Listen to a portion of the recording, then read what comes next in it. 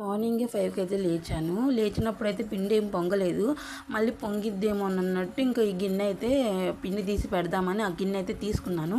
తీసుకున్న దాన్ని పిండి అన్నా తీసి పక్కన పెట్టాలా అది మర్చిపోయి ఆ ప్లేట్ తీసేసి ఈ గిన్నె పెట్టిపోయి నిద్రపోయాను. మళ్ళీ వచ్చి చూసేసరికి పిండి అంతా పొంగి ప్లేట్ల మీద, బియ్యం బస్తా మీద, బిన్నె మీద ఇంక అన్నిటి మీద పడింది. ఇంకా నేను చేసుకున్న దానికి ఇంకా నాకు తప్పదుగా ఈ పని అంతా అని ఇంకా పిండి మొత్తాన్ని ఈ గిన్నెలోకి అయితే తీసి పెట్టాను. ఇంకా పక్కన అయితే పెట్టేసి ఇవన్నీ అయితే మళ్ళీ క్లీన్ చేసేసుకున్నాను. మొత్తం క్లీన్ చేసేసిన తర్వాత మా అమ్మ వాళ్ళు అయితే కాల్ చేసి మా ఇంటి దగ్గర అయినా తెలిసిన అయితే చనిపోయారని చెప్పారు.